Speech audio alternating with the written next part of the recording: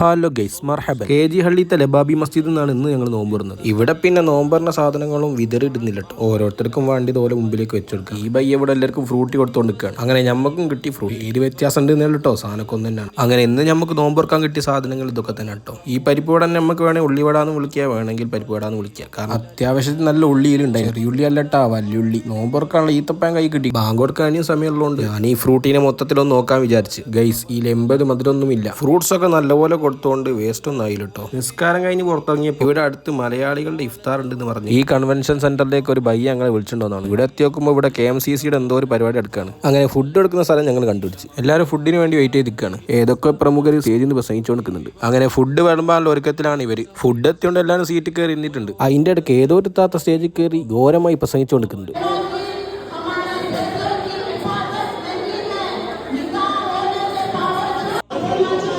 കാത്തിരിപ്പിനൊടുവിൽ അങ്ങനെ ഞങ്ങൾക്ക് ഫുഡ് കിട്ടി. ഒരു അടിപൊളി ബാംഗ്ലൂർ ബിരിയാണി. ഈ വീഡിയോ ഇവിടെ അവസാനിച്ചിരിക്കുന്നു. ശുക്രൻ.